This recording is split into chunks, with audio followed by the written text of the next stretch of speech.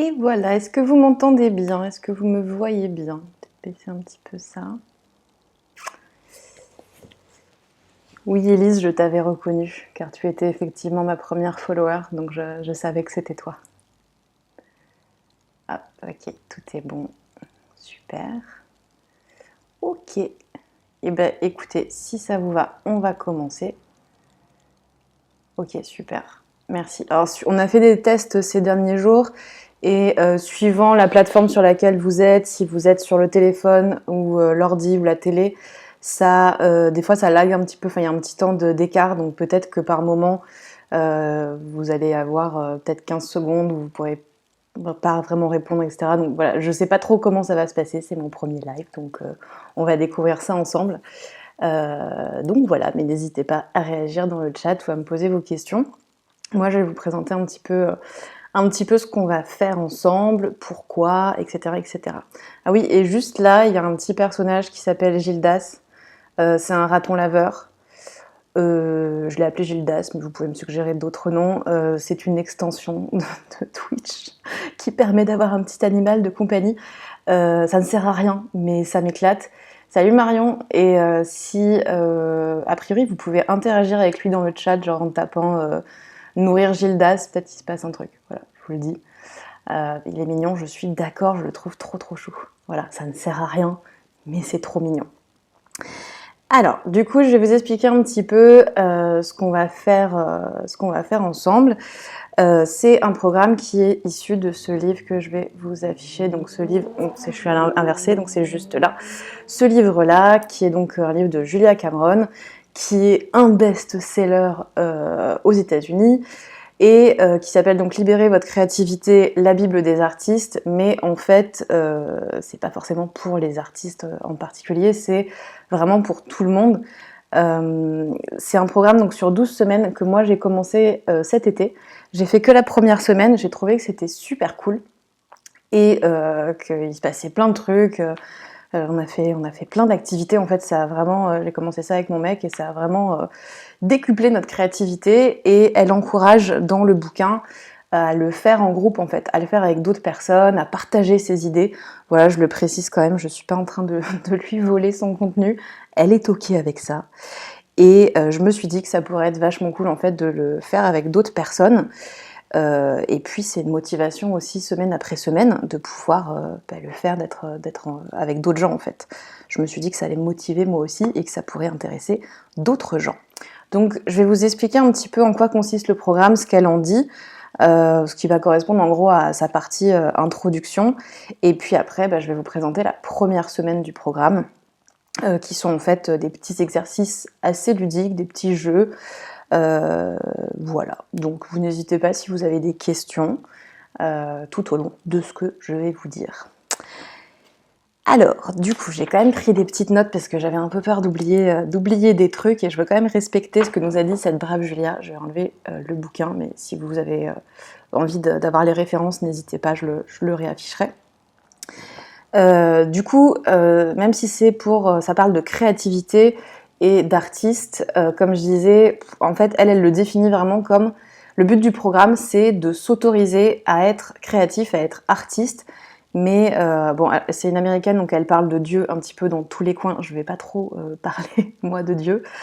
Si ça vous intéresse de savoir la place qu'elle donne à Dieu dans la créativité, dites-moi, je vous le dirai, ou achetez le bouquin, mais moi je vais passer là-dessus. Et ce qu'elle dit par contre, c'est qu'on est des êtres créatifs, qu'on est tous créatifs.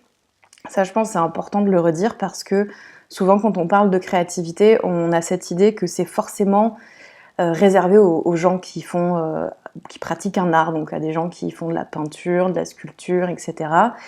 Et la plupart des gens se sentent pas du tout créatifs. J'avais fait un petit sondage Insta il y a quelques mois de ça, où j'avais demandé aux gens s'ils se sentaient créatifs ou pas. Et je crois que c'était un truc genre 80%, 98% pardon, des gens ne s'estimaient pas être créatifs. Et quand j'ai expliqué qu'en fait être créatif c'était juste penser, en fait, avoir de l'imagination, rêver, c'est déjà être créatif. Et du coup j'ai redemandé aux gens si, en fonction de cette définition, est-ce qu'ils étaient créatifs, et là on avait 100% de oui. Et du coup je pense que c'est important de revenir à cette définition-là.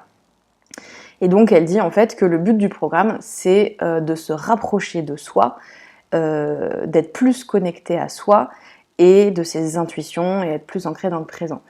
Est-ce qu'on ne croit pas que la créativité, c'est juste lié à une pratique artistique? J'ai pas compris ta question, Élise.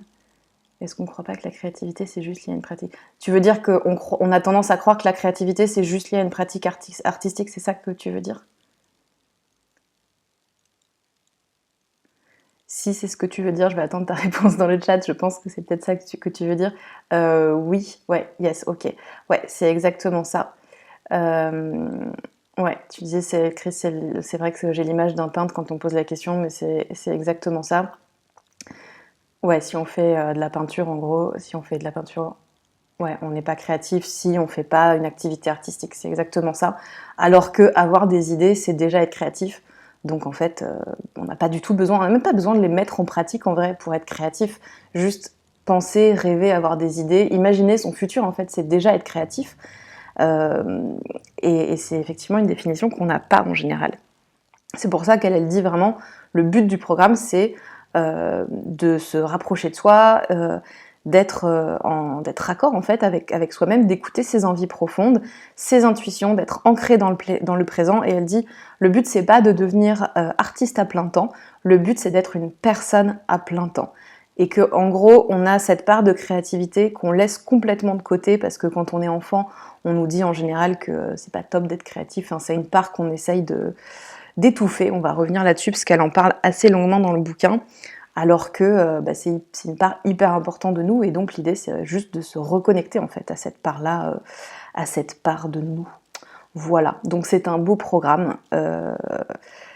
Je l'ai pas fait le programme donc à part la première semaine, donc je ne sais pas si ça fonctionne. En tout cas, ça a l'air de fonctionner pour des gens et on va découvrir ça au fur et à mesure des semaines. Donc moi mon idée c'est vraiment comme si sur 12 semaines qu'on se retrouve là je crois que ça fait à peu près jusqu'à Noël, toutes les semaines. Vous verrez que en fait une fois qu'on a donné les exercices, je vous expliquerai, mais toutes les semaines l'idée c'est de faire un bilan qu'on fera ensemble en fait sur Twitch tous les dimanches. On fera un bilan de la semaine passée, de nous, notre semaine, ce qu'on a fait et ensuite on attaque la semaine suivante.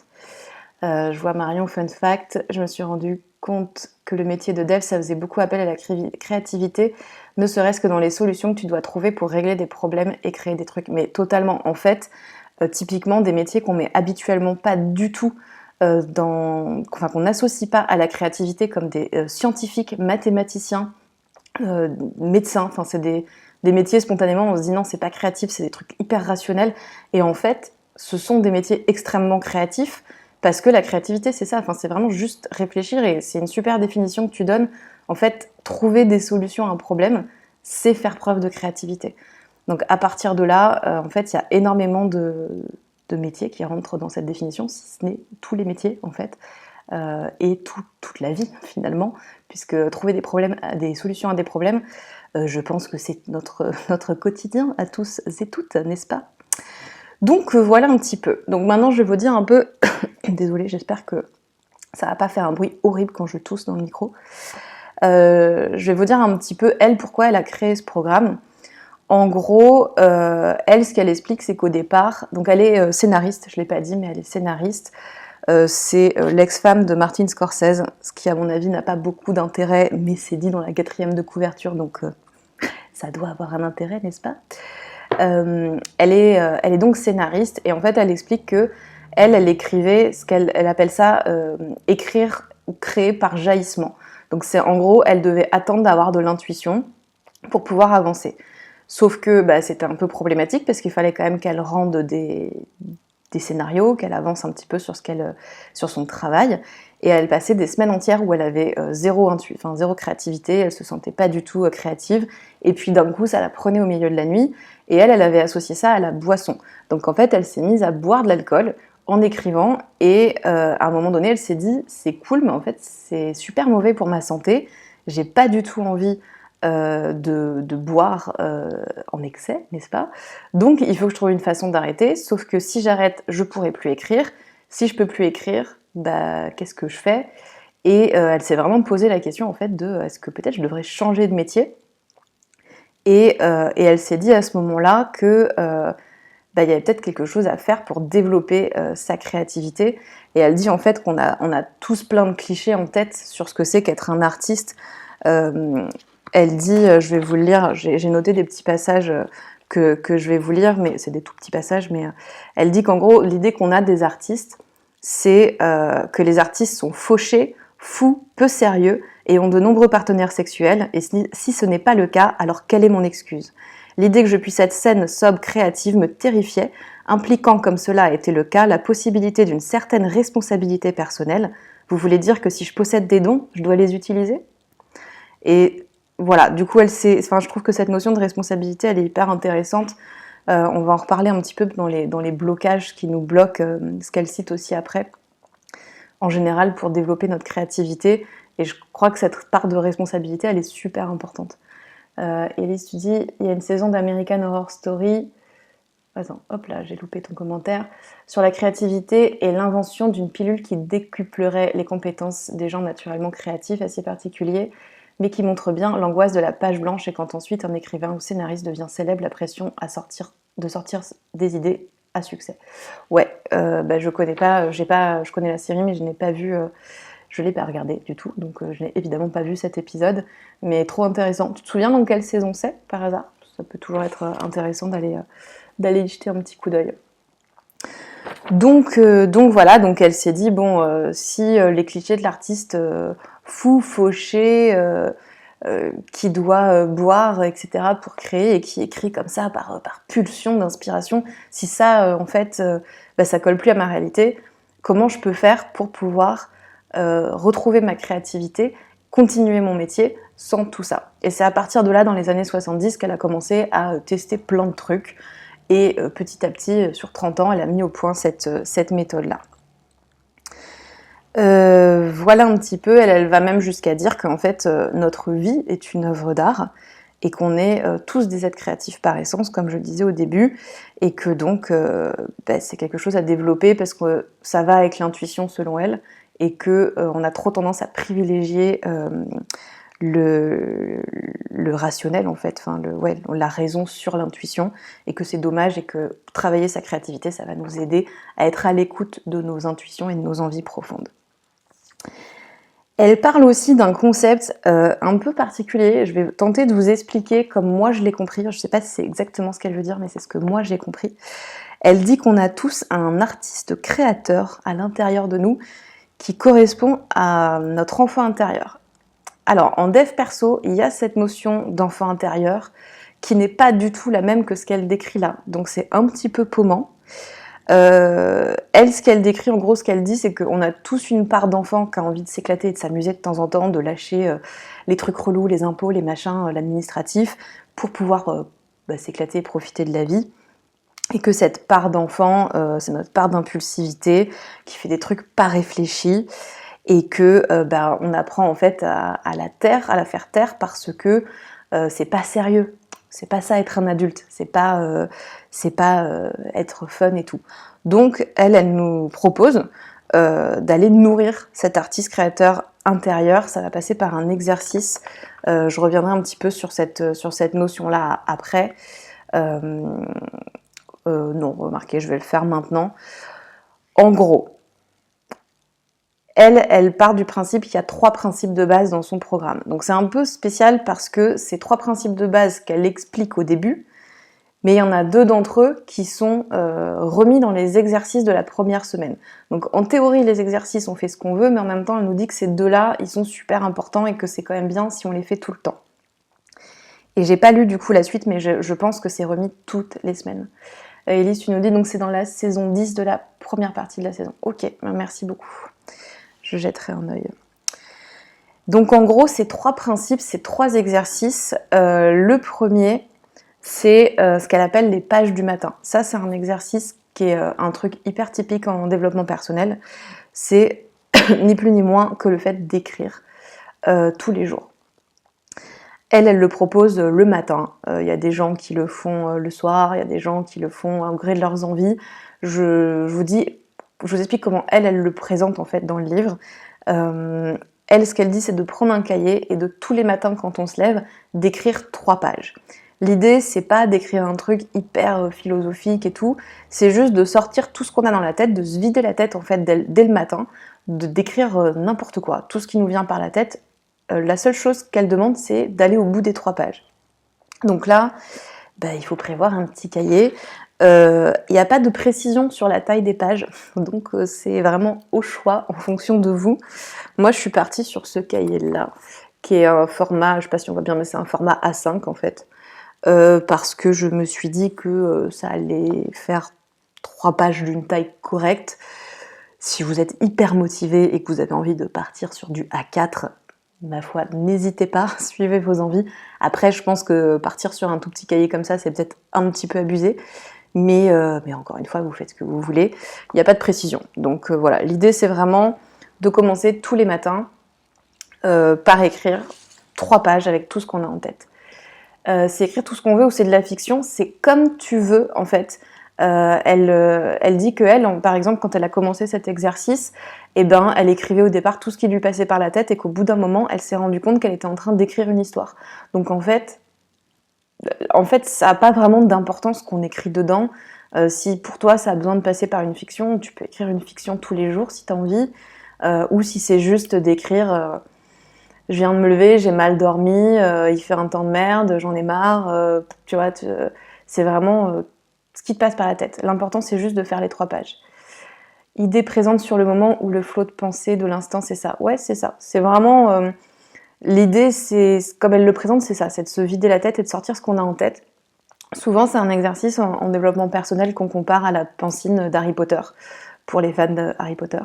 L'idée, c'est un peu comme si on prenait avec son stylo au lieu de la baguette et qu'on sortait de sa tête des trucs et qu'on les mettait sur le papier. Et en fait, l'idée, c'est vraiment de commencer la journée de façon beaucoup plus sereine, parce que tout ce qu'on a en tête, c'est déjà sorti. Donc voilà. Désolée pour les fautes dans le chat, c'est pas grave. J'ai précisé dans les règles du chat que les fautes d'orthographe étaient tolérées, ne vous inquiétez pas, et qu'il fallait être tolérant les uns vers les autres en ce qui concerne les fautes d'orthographe, parce que ce n'est pas grave de faire des fautes d'orthographe. Et c'est cool que t'en parles parce qu'on va le voir que c'est une des réticences au côté artiste. En fait, elle explique qu'il y a beaucoup de gens qui veulent pas écrire parce qu'on leur a dit toute leur vie qu'ils faisaient des fautes d'orthographe et que les gens pensent que si on fait des fautes d'orthographe, on ne peut pas être écrivain.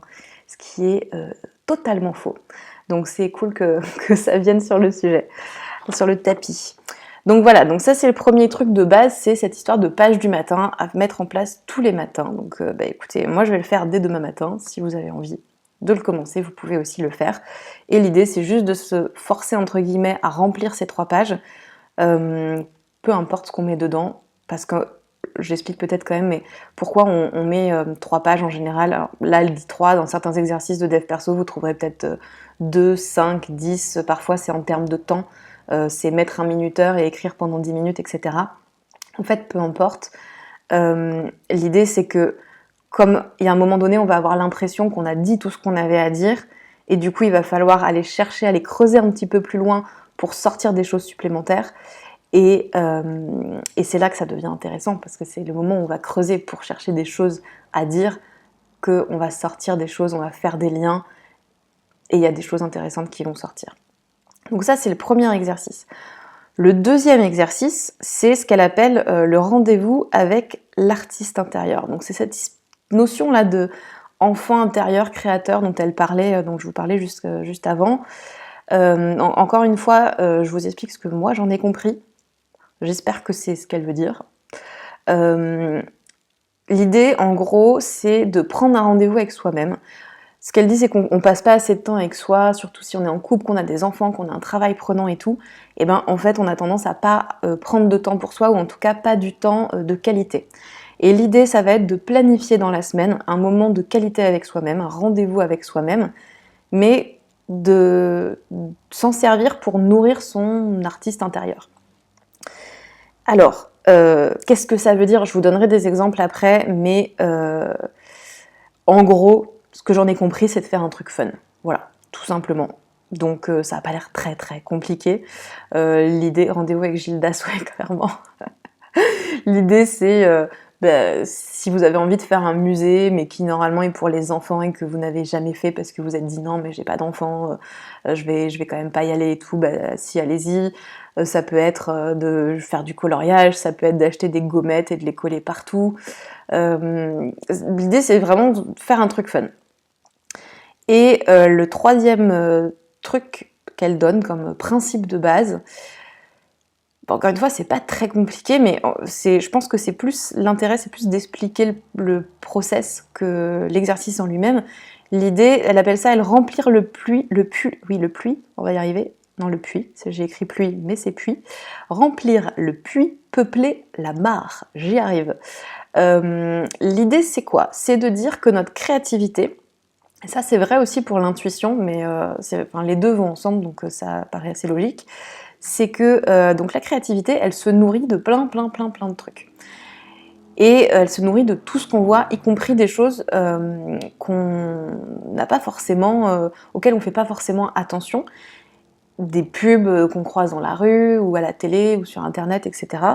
Et de faire un petit peu plus attention à ce à quoi on s'expose, en fait, tout simplement, pour pouvoir se nourrir et nourrir notre créativité comme ça. Donc là, en gros, l'idée, en tout cas ce que j'en ai compris, c'est vraiment d'écouter des trucs qui nous intéressent, de regarder des trucs qui nous intéressent, voilà. Donc on n'est pas sur un truc, sur un principe de base très compliqué, mais encore une fois, je pense que l'idée c'est vraiment plus de comprendre que notre créativité, elle se nourrit de tout ce qu'on voit, tout ce qu'on fait, etc., etc. Faire un truc fun égale venir voir tes live Twitch. Oh, tu es gentil, merci. Donc voilà. Après, elle nous fait tout un petit paragraphe quand même, je vous le dis, sur à quel point ça va pas être facile son programme. Ça, c'est un truc aussi qui est assez vrai, quoi qu'on fasse, je pense, on travaille sur soi en développement personnel. Au début, en général, on s'emballe, on est à fond les ballons, on se dit waouh, c'est trop bien, c'est nouveau, ça m'éclate et tout. Et il y a toujours un moment où on se dit ouais, c'est bon, mais là j'ai compris, franchement là ça devient chiant, j'ai plus envie de le faire, etc. Et c'est hyper normal en fait. Et elle nous prévient d'avance que ça va être ça aussi son programme, qu'il va y avoir des moments difficiles et que ça peut être super dur émotionnellement et que elle ce qu'elle observe, c'est que régulièrement il peut y avoir ce elle qualifie même de violent désir d'abandonner. Vous êtes prévenus, si vous êtes pris d'un violent désir d'abandonner, c'est normal et il faut continuer. Donc on verra ensemble si on est pris d'un violent désir d'abandonner ou pas à un moment donné. Mais voilà, elle prévient que si ça arrive, c'est totalement normal. J'ai pas trop compris le dernier, c'est juste faire attention à ce qu'on consomme comme info. Ouais, c'est ça. En tout cas, moi, c'est comme ça que j'ai compris. Faire attention, prendre conscience du fait que notre créativité se nourrit de ce qui nous entoure et donc pas hésiter à s'entourer de beau, à écouter des choses qui nous intéressent, à regarder des choses qui nous intéressent, à aller au musée, enfin voilà, à se nourrir de choses qui nous parlent en fait. Prendre du temps sans voir un résultat tangible quasi immédiatement, je trouve ça hyper dur. Ouais, je suis d'accord et c'est totalement normal. Je vais peut-être réexpliquer ça, mais le principe du cerveau, c'est que le but du cerveau, c'est de nous maintenir en vie. Comment il fait ça ? Eh bien, il va repérer les trucs qui nous font du bien, qui nous font plaisir. Quand on mange quelque chose qui est bon, on va avoir une hormone qui se déclenche, qui est l'hormone du plaisir, qui s'appelle la dopamine, qui va nous faire sentir hyper bien pour qu'on ait ce réflexe de « c'était cool, je vais recommencer ». Et c'est ça qui nous maintient en vie. C'est « ah, j'ai bien mangé, ça m'a fait du bien, je vais recommencer ». Et à l'inverse, quand on vit des choses qui sont pas très cool émotionnellement ou physiquement, etc., on va ressentir, on va avoir d'autres hormones, en général du cortisol. Vous me dites si je rentre trop dans les détails, je vous explique les choses, mais si jamais c'est trop précis ou pas assez, au contraire, n'hésitez pas à me dire. Et là, l'idée, c'est de nous pousser à ne pas reproduire ces choses-là parce que ça veut dire qu'il y a peut-être un danger et que peut-être ça ne nous convient pas et peut-être qu'à terme, ça va peut-être nous déprimer et qu'on va plus avoir envie de vivre, etc., etc. Donc c'est un fonctionnement assez basique, assez binaire, qui est très cool parce que c'est ça qui nous maintient en vie, mais qu'un autre côté un peu moins cool, c'est que eh ben, on est hyper sujet à ce qu'on appelle les plaisirs immédiats. Ça veut dire que si quelque chose, j'ai un but, on va dire là on est sur 12 semaines et on se dit ok, ce programme dure 12 semaines, à la fin des 12 semaines, j'aurai renoué avec ma créativité. Sur le moment, on va se projeter dans ce qu'on imagine, à quoi on pense qu'on va ressembler en fait dans 12 semaines, à quoi notre vie va ressembler. Ça va être trop cool. Du coup, on va ressentir plein d'émotions positives, agréables, parce que le cerveau fait pas du tout la différence entre le vrai et le faux. Donc on va le vivre émotionnellement et physiquement, d'un point de vue hormonal, exactement comme si on était en train de vivre ce moment-là. Donc ça va nous donner un super boost en fait pour commencer les choses. Et le problème, c'est que 12 semaines, c'est 3 mois à peu près, donc en vrai, c'est loin. Et au bout d'un moment, ces hormones, elles vont descendre, on va perdre en dopamine.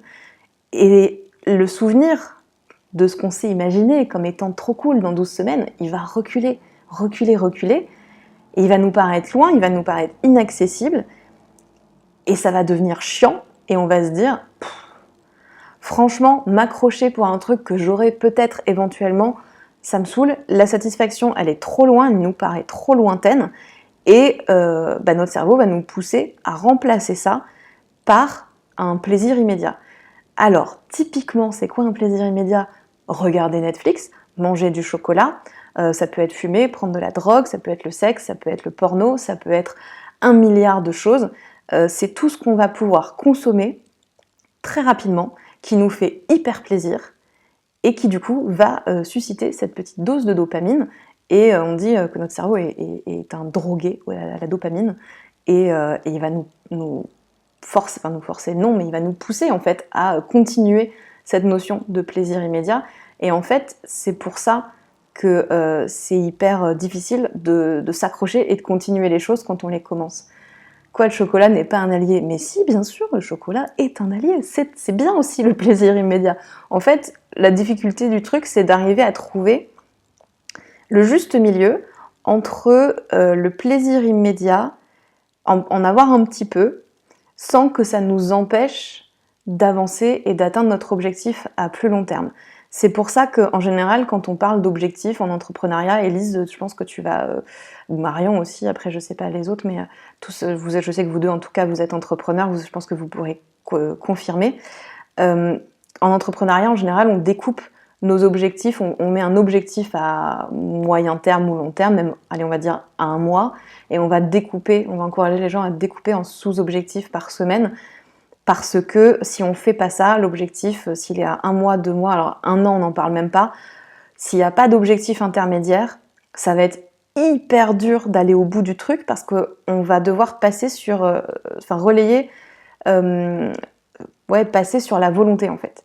Il va falloir faire preuve d'extrême volonté pour pouvoir atteindre notre objectif à moyen long terme. Et en fait, la volonté, c'est une émotion. C'est pas quelque chose qu'on contrôle, c'est pas quelque chose qu'on a de manière, on n'en a pas des masses et des masses. Au bout d'un moment, ça s'épuise. On ne peut pas tenir sur de la volonté aussi longtemps. Sur 1 an, c'est pas possible, quoi. Pas tout le temps. Est-ce que le problème vient pas aussi du fait qu'on veut rentabiliser tout ce qu'on fait? On ne fait pas trop d'actions sans y voir un retour. Oui, mais en fait, si tu veux, c'est complémentaire. C'est-à-dire que, en plus du fait qu'on a ce fonctionnement de plaisir immédiat, on est aussi dans un monde qui encourage cette espèce de action-réaction, retour sur investissement. Je fais un truc, je dois en voir les conséquences très très très vite, sinon je passe à autre chose. Et du coup, on a énormément de plaisirs immédiats qui ont été développés. Je parlais de Netflix tout à l'heure, mais toutes les plateformes. Enfin, c'est un délire maintenant le nombre de plateformes qu'on a payantes. Avant Netflix, il y avait que Netflix. Maintenant, il y a Netflix, il y a Prime, il y a Disney+, il y a Apple, il y a Canal+, il y a France Télé, je crois qu'avec M6 et toutes les chaînes françaises, là, ils ont leur propre truc. Il y a un nombre de choses inimaginables. Il y a beaucoup plus de sucre dans les aliments, ça aussi, parce que le sucre est un énorme pic de plaisir immédiat, donc il y en a plus, comme ça on a plus envie de racheter. Donc en fait tout ça c'est un cercle vicieux, et il y a beaucoup de choses qui s'imbriquent, plus le fait qu'on est dans un monde qui va très très très vite, où on prend plus le temps, et on a envie de passer d'un plaisir immédiat à un autre en permanence et on nous donne en fait, on a accès à ces plaisirs immédiats multiples, donc on peut le faire. Et on oublie de faire des choses juste pour le plaisir de le faire, bah complètement. Et les réseaux sociaux et tout, ouais les réseaux sociaux, c'est clairement, en plaisir immédiat, typiquement un like sur une photo Instagram ou sur, avant c'était Facebook, mais Facebook c'est plus trop d'actualité, mais là, il y a plein de gens qui fonctionnent à ça, qui vont poster une photo sur Insta, une photo d'eux, et qui vont passer leur temps à actualiser pour voir en fait si ils ont eu des likes, s'ils ont des commentaires, etc. Et ça va leur susciter, leur créer un bon pic de dopamine et ça va les encourager à continuer. Nos amis les algorithmes, si vous nous entendez, on en a gros. Je pense qu'on peut faire une révolution, hein, on peut organiser une petite révolution anti-algorithme. Je crois qu'on sera pas les seuls, on sera nombreux, je pense, parce que c'est quand même, c'est un délire. Hein. Donc voilà un petit peu sur cette notion du coup de plaisir immédiat et de pourquoi on a du mal. Enfin, en général, on s'emballe quand on commence un programme ou quand on commence une activité ou peu importe, et puis la motivation, elle descend au fur et à mesure. Je parlais du coup du fait de séparer en fait en sous-objectifs. Moi, c'est moi et c'est pas moi parce que le programme il est séparé en semaine après semaine. Donc moi, ce que j'ai décidé, c'est vraiment de le prendre. Je vous ai dit, j'ai pas du tout lu les autres chapitres. Elle encourage d'ailleurs à ne pas lire les autres chapitres, même si elle dit qu'on peut le faire. Et vraiment, pour moi, l'idée sur ce programme, ça va être de prendre les choses une semaine après l'autre et peut-être de moins faire attention au côté 12 semaines et plus être centré sur les objectifs, nos objectifs sur une semaine après l'autre pour aller un petit peu doucement en fait. Et puis, même si vous verrez à la fin de chaque semaine, elle propose de faire un bilan et entre autres choses, elle demande si on a bien fait ses pages du matin et si oui, combien de temps. Et elle précise que quand même si on a fait les 7 jours sur 7, c'est quand même l'idéal. En vrai, calme-toi Julia, si vous faites pas ça 7 jours sur 7, c'est vraiment pas grave en fait. Je pense que c'est cool de l'expérimenter, chacun le fait à sa manière. Honnêtement, nous on a fait la première semaine en août. Clairement, Chris, dis-moi si je me trompe, mais je crois que ni toi ni moi on a fait 7 jours sur 7 de page du matin. Et en vrai, ça a déjà créé plein de trucs, il s'est passé plein de choses, ça a vachement réveillé de choses chez nous, enfin chez l'un comme chez l'autre, on a fait plein d'activités créatives, donc je pense que ça marche aussi, quoi. On n'est pas obligé d'être tout le temps en mode bons élèves et il faut bien tout faire, c'est pas grave, quoi. Voilà, on se dit que l'objectif c'est le prochain dimanche et on reset tous les dimanches. Là, on va hacker nos cerveaux. Mais c'est exactement ça, c'est exactement le principe. On hack nos cerveaux et chaque dimanche, c'est un nouvel objectif. Julia, tu nous mets la pression, mais grave. Voilà. Julia, grosse connasse. On le dira pas, mais franchement, je n'ai pas du tout apprécié son petit commentaire là-dessus. Ouais, c'est clair, sans l'avoir suivi à fond, j'y ai reconsacré du temps en fait. Ouais. Bah ouais, toi, ça t'a. En une semaine, je crois que t'as même pas fait tous les exercices, mon cœur. Enfin, dis-moi si je me trompe. Tu t'es remis au piano, t'as fait plein de trucs. Donc, c'est pas grave de pas le faire tout bien. Je pense que si on le fait un peu, c'est cool. Et on fera le point tous les dimanches et comme ça, on verra bien ce qui se passe en fait. Et du coup, l'avantage, c'est que, en tout cas, moi, ce que j'ai constaté juste en faisant la première semaine, pas très bien, c'est qu'il se passait déjà des choses. Donc, j'ai l'impression que cette notion de c'est dur de tenir dans la durée et tout. Là, pour le coup, j'ai l'impression qu'on va avoir des résultats quand même assez rapidement, donc ça devrait nous motiver. Donc voilà. Et donc chaque semaine, ce sera notre objectif et on s'attaquera à la semaine suivante dans un second temps. On va y aller mollo.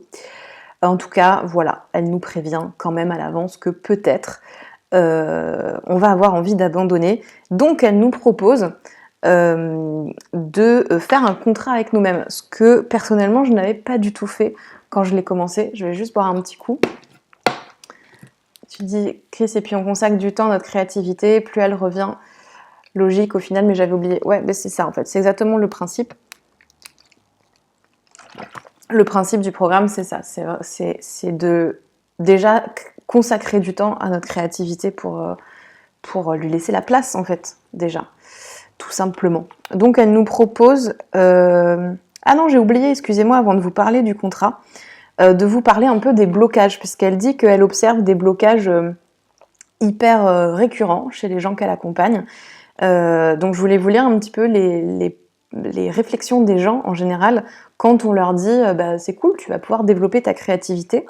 Donc elle dit que ce qui revient le plus, c'est trop tard. Il y a plein de gens qui attendent, qui disent non mais je ferai ça quand j'aurai de l'argent. D'autres qui se disent non mais c'est mon ego qui s'exprime à chaque fois qu'ils ont envie d'avoir une vie plus créative. D'autres qui se disent que les rêves n'ont pas d'importance, que ce sont que des rêves et qu'on doit être plus sensé que ça dans la vie. Il y a la peur aussi que notre famille, nos amis, les gens autour, bref, le regard des autres finalement, que les gens nous prennent pour un fou. Et aussi le fait de se dire parfois que la créativité c'est un luxe et qu'on devrait déjà être reconnaissant pour ce qu'on a et pas vouloir encore plus.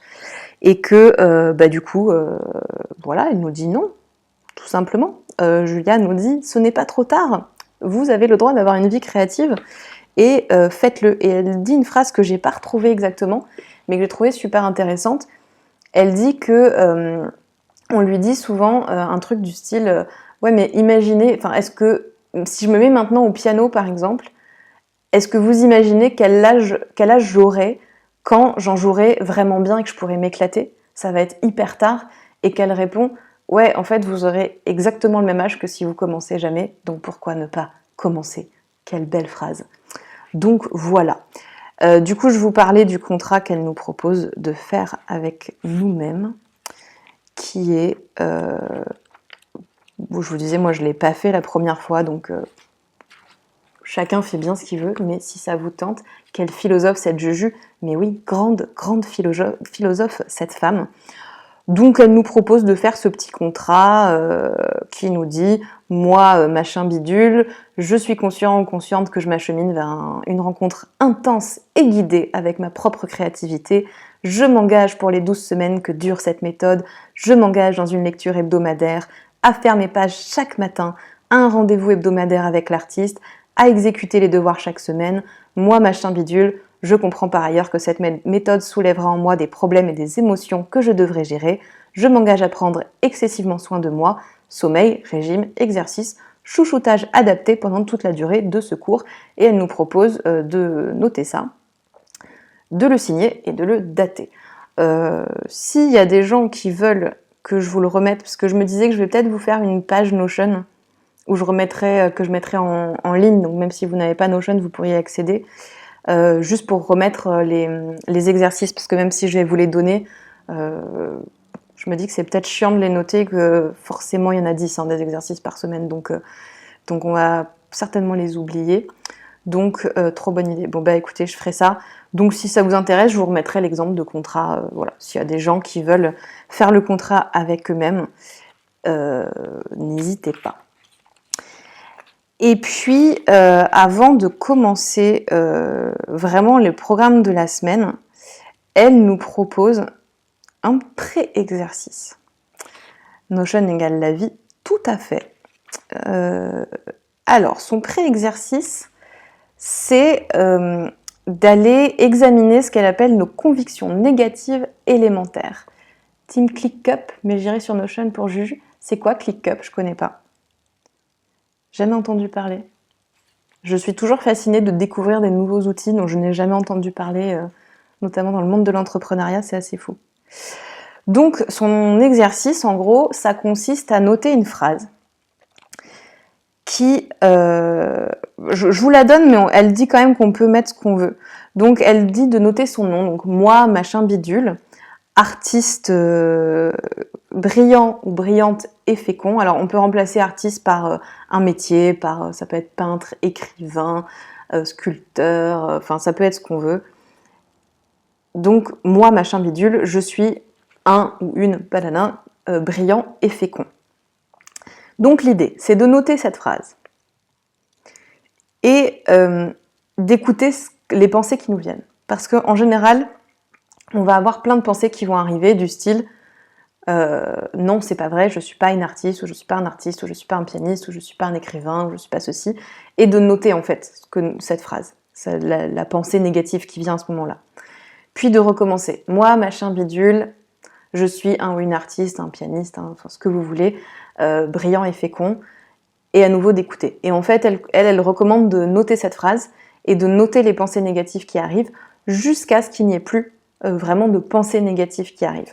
C'est un exercice moi que j'avais fait du coup quand j'avais commencé le programme en août. Franchement, il est hyper intéressant. Il est pas évident émotionnellement. En tout cas, ça l'a pas été pour moi. Du coup, je vais pas vous lire moi ce que j'ai noté parce que c'est assez intime, mais je vous partagerai quand même moi mes autres exercices et on partagera ensemble. Mais celui-là, pour le coup, il est assez intime et ça permet vraiment de faire ressortir tous ces blocages en fait, tout ce qui peut nous bloquer et nous empêcher de développer notre créativité. Et ensuite, elle nous propose, une fois qu'on a fait ça, de reprendre chaque affirmation et dans un premier temps déjà de noter de qui ça vient, qui est-ce qui nous a dit ça en fait. Pourquoi on pense, si par exemple j'ai noté moi, Laurent Chavel, je suis une artiste brillante et féconde, et que la première pensée qui me vient c'est pas vrai, je suis pas une artiste, pourquoi je pense ça? Qui est-ce qui m'a dit dans ma vie que j'étais pas une artiste? Et donc de reprendre chaque pensée négative et de noter qui m'a dit ça. Pourquoi je pense que je suis comme ça ou que je ne suis pas comme ça. Et une fois qu'on a fait tout ça, elle nous propose de changer les affirmations négatives par des affirmations positives. Donc typiquement, c'est pas vrai, je ne suis pas une artiste, je pourrais le changer en disant si je suis une artiste, parce que être un artiste, c'est juste exprimer qui on est, et en fait n'importe qui est capable, ou tout le monde est capable d'exprimer qui il est, moi autant que quelqu'un d'autre. Voilà, c'est un exemple parmi d'autres. Tu me dis, c'est le cousin de Notion, je te montrerai si tu veux. Grave, merci. Merci beaucoup. Donc voilà, ça c'est un pré-exercice que je vous remettrai du coup dans le document. Et du coup, Élise, tu seras pas obligée d'aller sur Notion. En fait, sur Notion, tu peux partager sur le web. Donc je peux faire une page que je vous partage sur le web, et c'est comme un site web en fait. Et du coup, t'as pas besoin d'être inscrit sur Notion pour aller voir. Donc vous pourrez aller voir, même si vous n'êtes pas sur Notion. Je vous remettrai aussi celui-là. Franchement, je vous encourage à le faire. Parce que, comme je disais, moi, ça m'a fait énormément de bien. Je trouve hyper intéressant cet exercice. Et en plus, il peut aider pour certains des exercices de la première semaine. Donc voilà, je vérifie quand même que je vous ai un petit peu tout dit, ce que j'avais noté. Ouais. Oui, donc voilà. Après ça, du coup, on peut passer à la première semaine. Et la première semaine, parce que chaque semaine a un titre, et c'est là qu'on hack notre cerveau avec des objectifs, parce que en fait, le titre du chapitre, ça va être notre objectif de la semaine. Et l'objectif de la semaine 1, c'est de retrouver le sentiment de sécurité. Ce qu'elle dit en fait dans ce chapitre, c'est que, je l'ai un peu dit tout à l'heure, mais en gros, que quand on grandit, on nous apprend à refouler notre créativité, à refouler notre côté artiste, et à pas exprimer en fait cette part de nous, parce que c'est mal vu, parce que les artistes, un enfant qui est un petit peu artiste, faudrait quand même pas qu'il ait envie de devenir acteur ou pianiste ou que sais-je, parce que comme on l'a dit, il y a plein de trucs, de clichés sur les artistes qui n'ont pas d'argent, qui sont tarés, qui sont dans leur monde, qui n'arrivent pas à être ancrés, qui ont des problèmes de drogue, d'alcool, d'addiction au sexe, et que sais-je. Donc on n'a pas envie que son enfant il aille dans cette voie. Et puis on sait que l'école, on va pas faire un débat sur l'école aujourd'hui, mais que l'école tue la créativité clairement. Donc en fait ce qu'elle dit, c'est qu'avec tout ça, on rejette complètement notre part de créativité et qu'on se déconnecte d'elle. Et qu'on est souvent, on n'est pas assez sécurisé pour pouvoir renouer dans un premier temps avec notre créativité, parce que on se dit non mais moi je suis pas capable de faire ça, ou je pourrais faire des trucs mais c'est pas top ce que je fais. Donc est-ce que ça vaut bien la peine de faire quelque chose? Et ça va aussi avec cette notion de responsabilité dont on parlait au début, dont elle parlait au début, ce côté, en fait, accepter d'être créatif, accepter sa part d'artiste, ça veut aussi dire quelque part accepter que je suis capable de faire des choses, que je suis capable d'avoir, que j'ai des talents et que je suis capable d'en faire quelque chose. Et du coup, l'idée c'est ça, c'est de dire déjà, avant de vraiment développer à fond notre créativité, eh ben, autorisons-nous à développer, à faire de la place pour cette créativité et à avoir le droit, en fait, d'être créatif. Voilà, tout simplement. Et donc ça va passer par des exercices. Alors elle refait des affirmations créatives où elle parle de Dieu à chaque ligne, donc je vous les lis pas. Mais écoutez, encore une fois, si ça vous intéresse, n'hésitez pas à acheter le livre. Mais voilà, on va passer du coup aux exercices un petit peu de la semaine. Donc comme je vous disais, en fait, c'est un peu étrange parce qu'elle parle des pages du matin et du rendez-vous avec l'artiste comme des principes de base, mais en même temps, elle les remet dans les exercices de la semaine. Je suis en train de me dire, ce que j'ai pas dit, c'est que les exercices, il y en a 10 par semaine, et elle précise qu'on ne peut pas faire tous les exercices, et que l'idée c'est d'en faire à peu près la moitié. Donc encore une fois, un peu chelou Julia, parce qu'elle nous dit, vous pouvez faire que la moitié, mais les 2 premiers, elle nous explique quand même que c'est un peu obligé de les faire. Donc en fait, ça en laisse 3 à choisir. Et elle nous encourage à choisir à la fois les exercices qui nous intéressent le plus, ceux pour lesquels ceux qu'on a le plus envie de faire, et ceux qu'on a le moins envie de faire, parce qu'elle dit que si on n'a pas envie de faire certaines choses, c'est que y a peut-être un peu de réticence et que peut-être c'est intéressant d'aller creuser. Encore une fois, chacun fait bien ce qu'il veut, donc prenez ce que vous voulez là-dedans. Elle dit aussi que ça va prendre 1 heure par jour et qu'on devrait y consacrer, je crois elle dit un truc du style entre 7 et 10 heures par semaine. Alors on va être très clair, quand j'ai commencé ce programme, vraiment, je pense que si j'ai fait 30 minutes par jour, c'était un maximum, et que régulièrement mes pages du matin, je les faisais en 10 minutes et c'était tout. Donc calmos Julia, je trouve que c'est un peu délirant. Après, si vous avez envie de faire 12 heures par semaine dans vos exercices de créativité, grand bien vous fasse, lâchez-vous.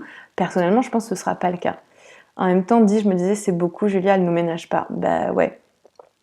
Ouais, what? Bah oui, non mais la meuf est un peu tarée quand même. Encore une fois, elle est américaine, donc on va dire que c'est ça, qu'elle voit les choses en grand. Après, en vrai, les exercices, voilà, du coup j'ai fait que la première semaine, mais quand je les ai faits, je les ai bien faits, j'ai vraiment pris le temps de faire ce qu'elle donnait et tout. Jamais ça m'a pris 1 heure par exercice ou plus, hein. Ça m'a pris vraiment assez peu de temps, donc je sais pas si c'est moi qui n'ai pas fait comme j'étais censée faire, soit en quoi peut-être elle explique mal, voilà, on va dire que c'est de sa faute, soit je sais pas ce qu'elle attend. Écoutez, je vais vous les donner, les exercices, je vais vous les expliquer.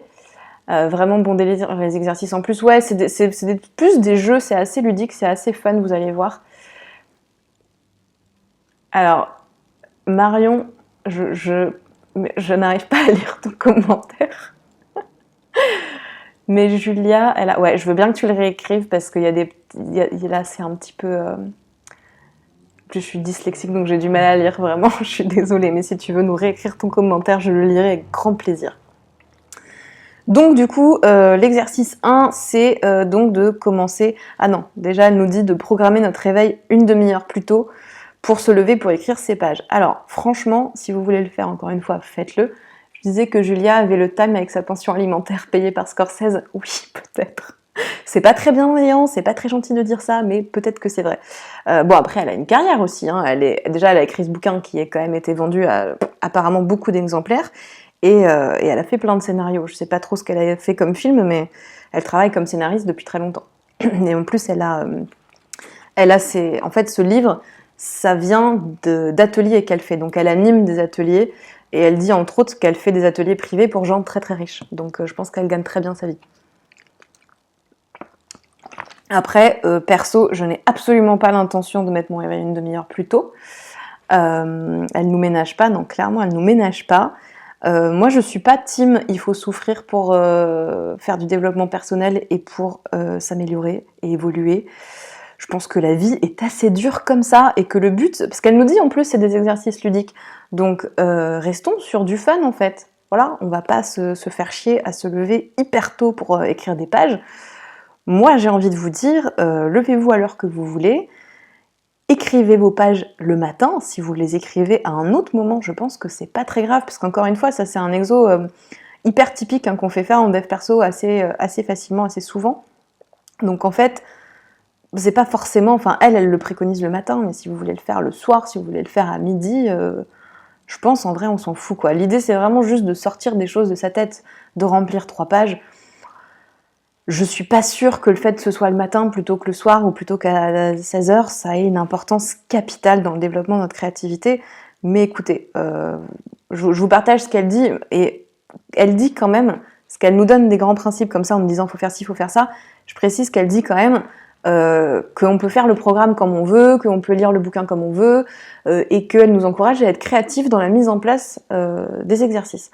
Donc, moi, ce que j'en comprends, c'est faites bien ce que vous voulez. Voilà. Heureusement, elle n'impose pas le choix du cahier pour écrire. Oui, c'est vrai, c'est le seul truc sur lequel elle donne pas d'infos, ce qui est un peu abusé, puisque si tu prends un carnet qui est minuscule comme ça, tes 3 pages, elles vont être vite remplies. Mais bon, écoute, elle nous dit en tout cas que ces pages vont nous faire changer. Ça, pour le coup, honnêtement, c'est vrai, comme je disais, c'est un truc très typique en dev perso. Moi, c'est un truc que je fais régulièrement. Honnêtement, écrire, ça fait toujours beaucoup de bien. Se vider la tête, ça fait beaucoup de bien. Et du coup, c'est cool. Donc, voilà.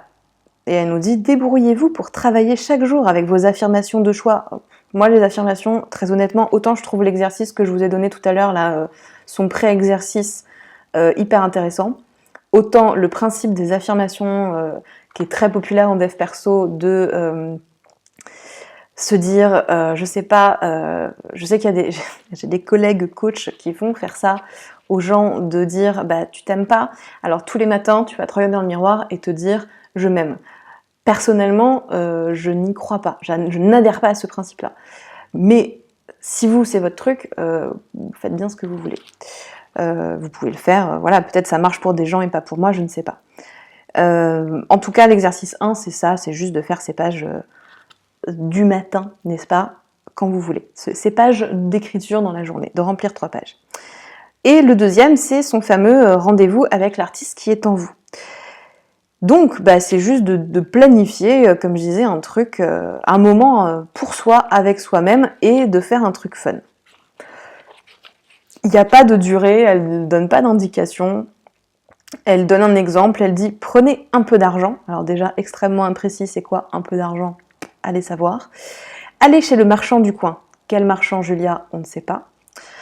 Achetez des choses bêtes, telles que des étoiles dorées autocollantes. Petit manque de bienveillance, c'est pas des choses bêtes, des étoiles dorées autocollantes, mais soit.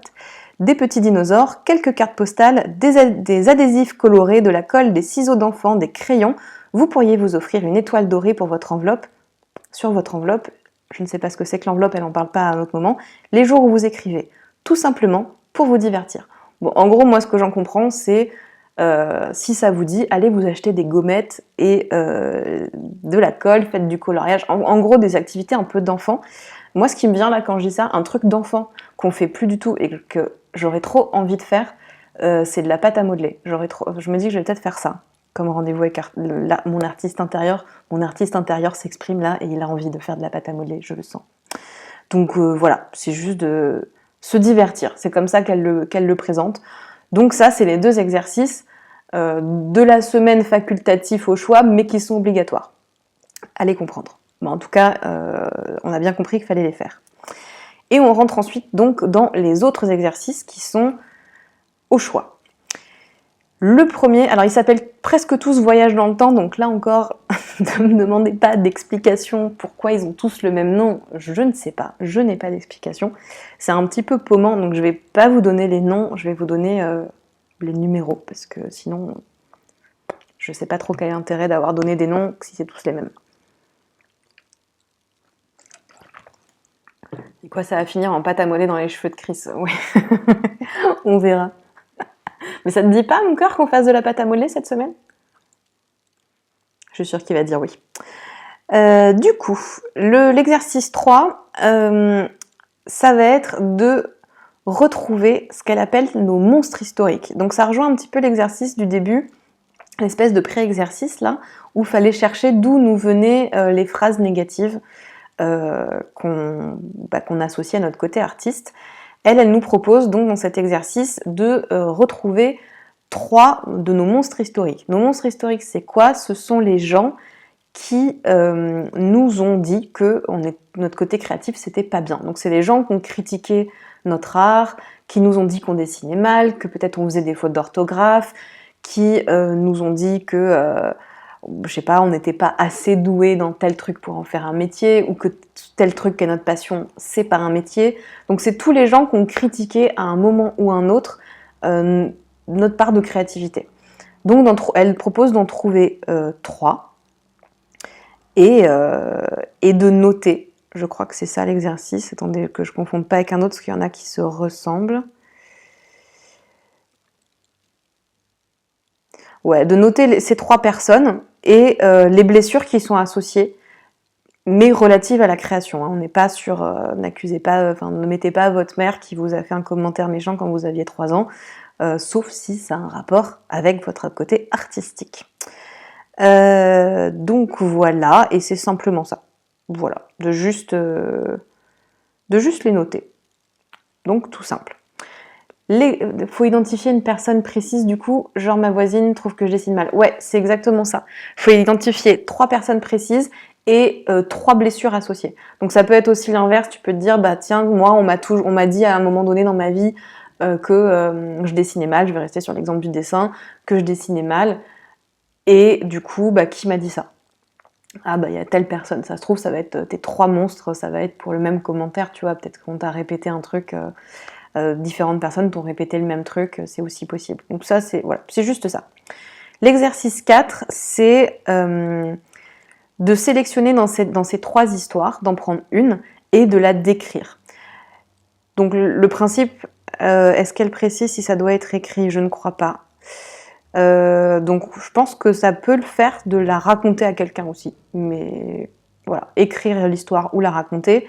Mais l'idée, c'est pas forcément que l'histoire soit longue, c'est par contre de rentrer un maximum dans les détails. Donc elle dit, notez la pièce dans laquelle vous vous trouviez, comment on vous regardait, ce que vous avez ressenti, ce qu'on vous a dit et pas dit quand vous avez parlé de ça à vos parents ou à vos proches. Voilà, tout ce qui vous est resté sur le cœur en fait. Donc en fait, c'est juste prendre une des histoires de l'exercice précédent, creuser au maximum pour pouvoir raconter ce souvenir traumatisant. Voilà, et elle propose aussi de dessiner. Elle dit qu'on peut faire un dessin un peu caricatural de notre monstre, c'est inclus dans cet exercice, hein, de la personne qui nous a dit ça, pour la ridiculiser un petit peu en fait via un dessin caricatural et la barrer ensuite avec une grosse croix rouge. Ensuite, l'exercice 5, il est encore lié, vous allez voir que les exercices souvent ils sont liés entre eux. Il est encore lié aux 2 exercices précédents, donc aux 3 et aux 4. C'est, alors l'idée, c'est d'imaginer, c'est un peu complexe comme idée, c'est d'imaginer qu'on écrit une lettre, non pas à une des personnes qui nous a dit, qui nous a fait un commentaire méchant sur notre créativité, mais au rédacteur en chef d'un journal, à qui on demande de publier une lettre ouverte qui, elle, s'adresse à notre monstre historique, là, à la personne qui nous a critiqué notre créativité. Et de mettre ce qu'on veut. Et elle dit de ne pas hésiter à laisser notre enfant intérieur s'exprimer et donc de mettre des trucs. Elle parle de sœur Anne-Rita qui a été méchante avec elle par exemple. Et l'exemple de lettre qu'elle donne, c'est acquis de droit. Sœur Anne-Rita est une imbécile, a des yeux de cochon et je ne fais pas de faute d'orthographe. Voilà, en gros, ce que j'en ai compris, c'est que l'idée, c'est d'écrire une lettre pour prendre notre défense en fait. Une espèce de lettre ouverte. Est-ce que ça a un intérêt d'imaginer qu'elle va être publiée dans un journal? Je ne sais pas. Est-ce que juste le livre a été écrit à une période où la presse papier fonctionnait mieux? Peut-être.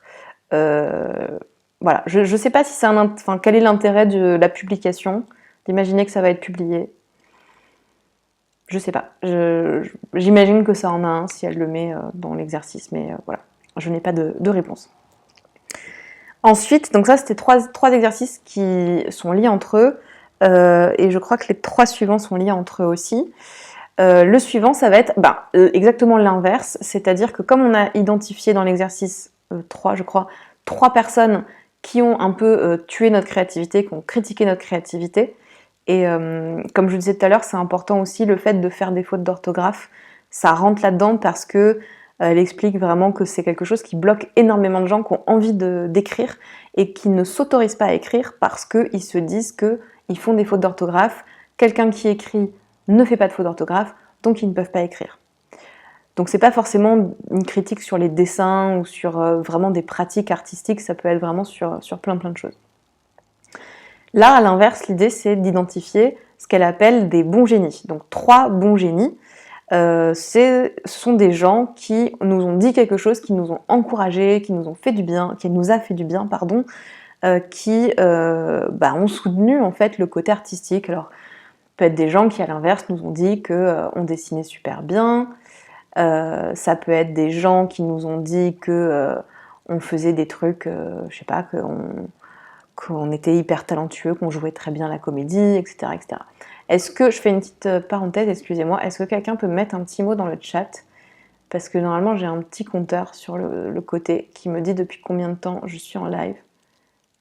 Et il s'est arrêté. Donc je me demande si ça fonctionne toujours. Donc je ne voudrais pas parler dans le vide. Ça fonctionne toujours. Ok, super, merci. Du coup, voilà. Donc juste ça, de noter les commentaires, les 3 personnes qui nous ont dit un truc sympa, et de noter le truc sympa en question. Quel était ce message fort sympathique qui a soutenu ce qu'elle appelle notre amour-propre créatif. Et elle nous dit que si jamais on ne trouve pas les compliments, eh ben, on peut juste se dire à quel moment est-ce que moi j'ai été bien dans ma vie, à quel moment j'ai été content de moi, et qui est-ce qui m'a soutenu dans ces moments-là, et ça va nous aider à identifier ces 3 personnes. Donc voilà. Ah oui, elle nous dit aussi quand même qu'on peut l'illustrer. On peut l'écrire, mais on peut aussi faire un dessin, on peut faire un collage, on peut faire ce qu'on veut pour illustrer ces propos sympas. Et elle nous encourage à les mettre à un endroit où on les voit régulièrement pour pouvoir avoir un truc qui nous fait du bien, tout simplement, parce que c'est toujours sympa d'avoir des petits compliments comme ça notés un peu partout. Donc ça, c'était l'exercice 6. Le 7, il fait un peu écho au 5, là, à l'histoire de la lettre, mais du coup, ça va être d'écrire un discours d'encouragement agréable à soi-même. Donc en gros, ou une lettre de remerciement. Je vous avoue que c'est pas clair, parce qu'elle dit vraiment écrivez un discours d'encouragement agréable, écrivez une lettre de remerciement. Et on peut se l'adresser à soi-même ou à un mentor. Alors, comment comprendre cet exercice ? Je ne suis pas sûre. Peut-être se dire simplement de s'écrire une lettre, d'écrire une lettre. On est là. Merci beaucoup, Clara. Merci à tous pour vos petits messages, pour me dire que j'étais toujours là. Moi, ce que je comprends, c'est que soit on peut écrire une lettre pour remercier une des personnes de l'exercice 6 là, qui nous ont fait un compliment, soit de s'écrire une lettre à soi-même pour se remercier de je sais pas quoi d'ailleurs, je sais pas, de s'encourager. Ah, attendez. Est-ce que le fond de l'histoire, c'est pas que, en fait, c'est soit on s'auto-écrit un discours d'encouragement agréable pour se dire tu peux y arriver, tu peux être la personne que tu veux être, tu peux être créative, tu es une personne créative, etc. Ou d'écrire une lettre à quelqu'un qui nous a dit un truc sympa un jour pour le remercier. Je pense que c'est peut-être ça l'histoire. C'est très mal expliqué, mais je me dis que ça paraît être le plus logique. Si vous avez des commentaires, on s'écrit comme si on était son propre mentor. Oui, je pense que ça peut marcher aussi. Écoute. Je pense que c'est sujet à interprétation. La façon dont c'est écrit, c'est sujet à interprétation. Donc on va dire qu'on le fait comme on veut. L'exercice, Julia va devoir faire la notice de son bouquin, mais grave. Après, peut-être qu'elle va nous dire, mais écoutez, j'anime, venez aux États-Unis, participez à mon programme en live, je ne sais pas. Je trouve cet exercice pas très clair. Les autres, ce sont beaucoup plus. L'exercice 8, trop cool. Pour le coup, c'est le seul qui n'a pas le même nom que les autres. Il s'appelle Vie imaginaire. Il est trop stylé. Moi, c'est un de ceux que j'avais choisi de faire. Enfin, en tout cas, je trouve qu'il est trop stylé. L'idée, c'est de choisir. Vous imaginez que vous avez 5 autres vies et que vous pourriez faire 5 autres métiers différents. Quels sont ces 5 métiers ? L'idée, c'est vraiment de prendre des métiers que vous ne faites pas, que vous n'avez jamais exercés, et de se lâcher vraiment totalement. Je vais vous donner un peu les exemples qu'elle donne. C'est pas forcément des métiers créatifs, mais elle dit qu'on peut être ce qu'on veut: pilote, cow-boy, physicien, mystique, moine, plongeur, flic, écrivain de livres pour enfants, joueur de foot, danseuse du ventre, peintre, artiste de spectacle, professeur d'histoire, guérisseur, entraîneur, scientifique, docteur, psychologue, pêcheur, ministre, mécanicien, charpentier, avocat. Je vous les lis pas tous parce qu'il y en a plein. Je vous lis quand même vedette de feuilleton à l'eau de rose parce que clairement, vedette d'une telenovela, je pense que c'est ultra stylé comme job. Voilà, chanteur, enfin, ce qu'on veut, tout ce qu'on veut. Tu l'avais partagé sur Insta? Ouais, totalement. J'en avais fait une question un lundi. J'avais proposé, je sais plus si j'avais mis 5 métiers ou 3, mais tout à fait, c'était exactement ça. C'était cet exercice. Et donc l'idée, c'est déjà d'imaginer ces 5 métiers, de se dire, bah, si j'avais 5 autres vies, qu'est-ce que je ferais? De les noter, et ensuite de prendre une des vies et de faire quelque chose dans la semaine qui a un lien avec une de ces vies. Du coup, effectivement, trop cool cet exo, ouais, grave, franchement, hyper sympa. Du coup, l'idée, c'est pas forcément de faire un truc qui a un rapport direct, si, mais par exemple, elle dit, si vous avez écrit que vous voulez être chanteur de country, peut-être que vous pouvez prendre une guitare, si vous avez noté que vous voulez être cow-boy, peut-être que vous pourriez juste aller faire une balade à cheval. Donc, c'est pas forcément... Enfin, c'est vraiment ce qu'on veut, quoi. C'est on prend un truc d'une de ces vies, et on fait un truc qui a un lien avec ça, quoi, avec ce métier-là. L'un de mes préférés, ouais, franchement, il est trop fun à faire. Alors pour la petite histoire, moi dans mes métiers, je sais plus où ils sont, mais je vous les retrouverai. Je pense que je vais le refaire aussi même pour cette semaine, parce que je vais recommencer moi à zéro. Enfin à zéro. Je n'avais fait qu'une semaine, donc on est quand même pas non plus sur... je recommence pas non plus tout, mais du coup, je vais le refaire aussi. Et j'avais noté actrice à succès, je crois, et j'ai demandé à mon mec de m'interviewer comme si j'étais une des plus grandes actrices du cinéma français à l'heure actuelle et que je venais d'obtenir mon 2e Oscar. Et lui, il était animateur radio. On l'a fait, on s'est enregistré. Et franchement, c'était ultra drôle. On s'est marré, mais comme jaja, c'était extrêmement fun à faire. Je sens qu'on va avoir des activités trop drôles à partager, oui. Ah ouais, c'était énorme, ouais, c'était énorme. Et oui, franchement, n'hésitez pas à inclure d'autres personnes de votre entourage dedans, que ce soit un conjoint ou pote, ou peu importe, franchement, c'est hyper fun à faire. Et ouais, franchement, cet exercice, il est hyper drôle. On arrive aux 2 derniers. Le 9e, c'est tout simplement elle dit en fait quand on travaille un peu sur soi et tout, il risque d'y avoir des moments négatifs, d'autres monstres qui vous reviennent, d'autres personnes qui ont critiqué votre côté artistique, qui vont refaire surface, qui vont revenir, des souvenirs oubliés, etc. Et l'exercice 9, c'est juste de les noter et de rajouter, de créer une liste de monstres et de les rajouter, de noter le truc pas cool qu'ils nous ont dit, et de changer ce truc pas cool en phrase cool. Donc je reprends l'exemple de tout à l'heure, si je me souviens que, ah mais oui c'est vrai, quand j'avais 8 ans, j'ai ma prof, j'ai un vrai exemple en plus, quand j'étais en CE2, en CE1, j'avais une prof horrible. Il y a beaucoup de gens qui ont une instite horrible en CE1, donc je me demande s'il n'y a pas un truc sur cette année, est-ce que cette année de primaire n'est pas maudite, je ne sais pas.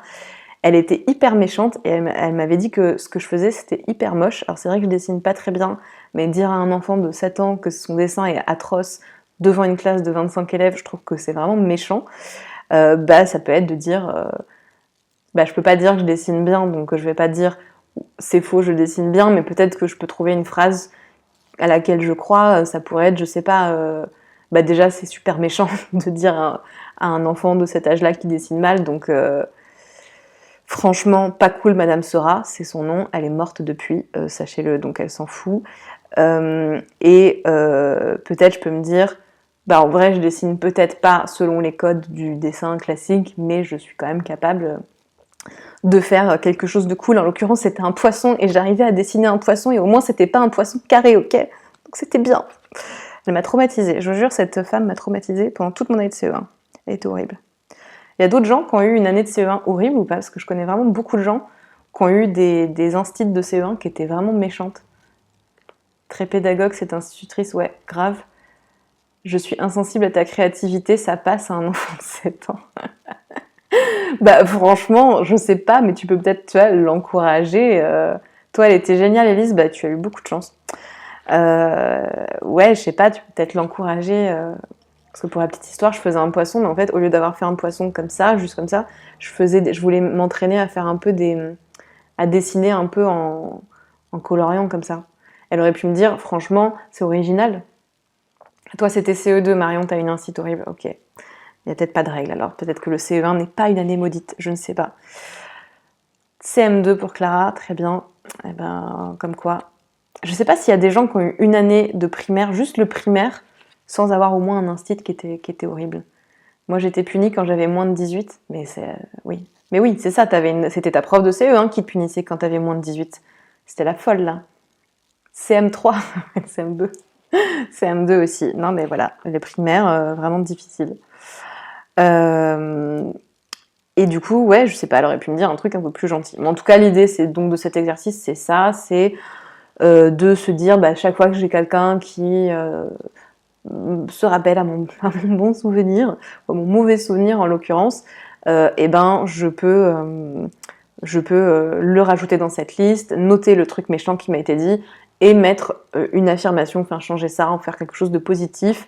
Elle le précise pas, elle dit juste d'en faire un point positif. Moi, je vous dirais, mettez quelque chose de positif auquel vous pouvez croire, parce que l'esprit n'est pas dupe. Et en fait, si on se dit, je dessinais très bien alors que c'était pas vrai, et qu'on n'y croit pas, ben en fait, ça n'a pas vraiment d'impact, ça va pas trop réparer le truc. Par contre, se dire, en vrai, elle avait quand même un sérieux problème, cette femme, on ne dit pas ça à un enfant de cet âge-là, et en plus, j'avais tenté un truc créatif et ça, c'était cool, et ben voilà, ça c'est quelque chose que je crois.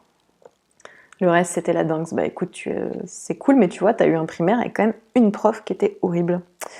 Et le dernier exercice, c'est juste d'aller marcher, d'aller faire une promenade. Elle précise quand même que c'est une promenade d'une vingtaine de minutes d'un pas alerte. Attention au pas alerte. Voilà. Mais d'aller faire une balade tout seul. Enfin, tout seul. Attention, pas tout à fait, parce qu'elle dit pas aller faire une balade tout seul, elle dit aller faire une promenade avec votre artiste intérieur. Ce qui revient donc à aller faire une balade tout seul, hein, on est d'accord. Mais je pense que ça va avec son idée de la mare, là, de remplir la mare, donc c'est voir d'autres choses, se balader pour voir un peu des choses jolies et des choses différentes. Et elle dit que ça peut modifier la conscience de manière spectaculaire si on marche un petit peu seul d'un pas alerte. Et quoi, faut être rapide et pas traîner la patte, tout à fait. Je fais déjà ça tous les matins, et ben c'est cool, du coup tu as déjà un exercice qui est fait de base. Attends, ça t'en fait un en moins, mais je le fais seule. Ah, et ben voilà Marion, tu le fais toute seule, il faut que tu ramènes ton artiste intérieur. Et là, tu feras l'exercice. Voilà, prends ton artiste intérieur de main, très bien. Comme ça, tu ne seras plus seule. Donc ça, c'est des exercices qu'elle nous propose pour cette première semaine. Donc, comme je disais, les 2 premiers étant, semble-t-il, obligatoires. En fait, il en reste 3 à choisir. Et comme je vous le rappelle, elle nous encourage à prendre à la fois ceux qui nous branchent le plus et ceux qui nous branchent le moins. Je vous les remettrai, alors je ferai pas ça aujourd'hui les gars, demain, je ferai une petite page Notion, je remettrai en ligne et je sais pas si je peux le mettre sur Twitch, mais du coup, comme je vais mettre les replays sur ma page, sur ma chaîne YouTube, je vous mettrai ça dans la description du replay et je le mettrai sur Insta en story aussi. Comme ça, vous aurez la page et vous pourrez retrouver tous les exercices, choisir ceux qui vous tentent et les faire. Moi, je pense que je vais faire, dites-moi si ça vous tente, j'avais envie de faire dans la semaine une soirée, je me disais peut-être jeudi, une soirée où on fait les exercices ensemble. Peut-être pas tous parce que déjà, il y en a qui sont super intimes, donc j'ai pas forcément envie de les faire en live sur Twitch, mais au moins certains, d'en faire quelques-uns ensemble, voilà, pour partager un petit moment et se motiver, rester motivé tout au long de ce programme. Alors attendez, parce que du coup vous écrivez un peu trop vite, vous vous enflammez dans le chat. Je vais mettre mon artiste intérieur dans l'entrée pour pas l'oublier, tu as raison. Je pense que c'est une bonne technique. Tu vas où chérie? Je sors avec mon artiste intérieur. Oui, je pense que ça va faire des scènes très drôles. Ok, très bien. Je vois que vous êtes partis sur vous faire des vannes entre vous, donc c'est super. Donc voilà, bah dites-moi juste si ça vous dirait éventuellement qu'on fasse une soirée où on fait les exercices ensemble. Si ça vous tente qu'on les fasse, ou si on se retrouve juste dimanche et on fait le point dimanche. Vous me dites. Poupoum. Je vous remettrai donc les exercices sur une page Notion, je pense demain, comme ça vous pourrez aller les relire tranquillement à tête reposée, choisir et tout. Je vous remettrai exactement ce qu'elle dit aussi, puisque là je vous ai partagé mon interprétation du truc, mais il y a peut-être des choses que j'ai mal interprétées. Encore que, franchement, l'exercice 7 là, le coup du discours d'encouragement slash lettre, si vous comprenez autre chose, franchement ça m'intéresse, dites-moi. Grave chaud, pas le mardi soir, il y a popcorn. Mais évidemment que le mardi soir il y a popcorn et que je ne serai pas là non plus. Je pense pas avoir le temps en soir en semaine, ok, pas de souci. Non, je pensais éventuellement au jeudi soir, moi. Ou ça peut être sur une pause déj aussi, je m'étais dit. Écoutez, on va réfléchir, on va voir. Peut-être qu'on fera pas ça la première semaine et qu'on verra si ça vaut le coup de le faire la deuxième semaine, si c'est sympa ou pas de partager les exercices. Et en gros, l'idée, du coup, maintenant, ça va être pour nous de se retrouver. Je pense que ce sera plus court les autres fois parce que là, je vous ai quand même présenté longuement le programme et tout ce qu'elle en dit. Et je voulais pas non plus... j'ai beaucoup résumé, hein, parce que avant la première semaine et avant les exercices, il y a quand même, je vais quand même vous montrer, mais il y a quand même tout ça de pages. Donc je vous ai quand même fait un gros résumé du truc. Mais je voulais quand même partager les idées qu'elle donne parce que c'est quand même son programme, hein, cette brave Julia. Donc je voulais partager ses idées correctement. Mais les semaines suivantes, en gros, ce qu'on va faire, c'est faire un petit point là. Donc elle nous donne son petit check-up de la semaine. Merci de nous épargner, Julia, je vous en prie.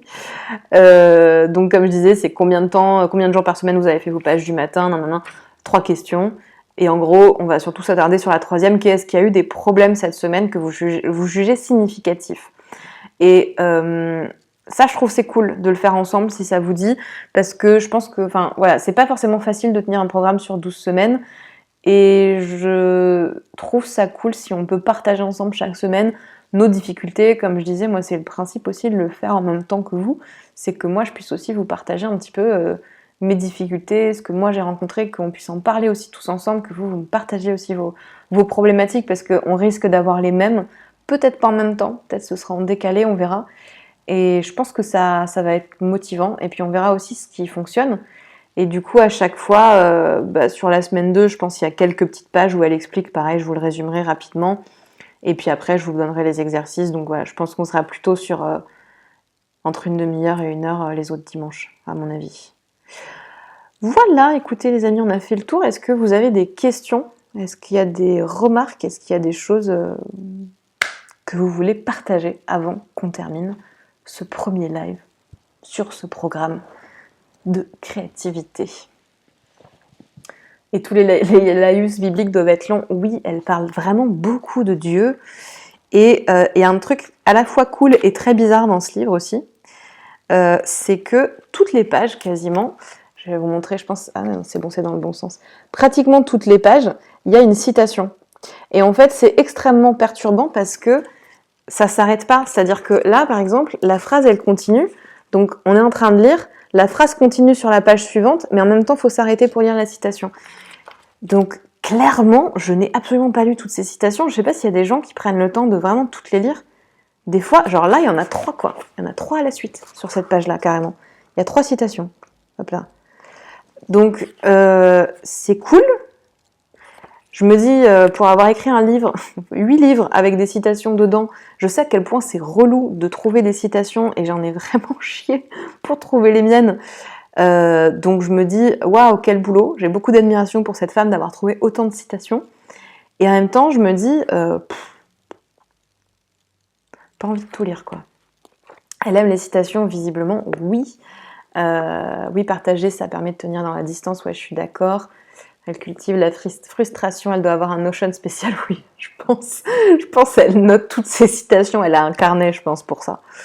Donc voilà, je vous ai épargné tout ça. Bon, cela dit, c'est intéressant, hein, mais je vous ai résumé ce qui, moi, me paraissait être le plus pertinent dans tout ça.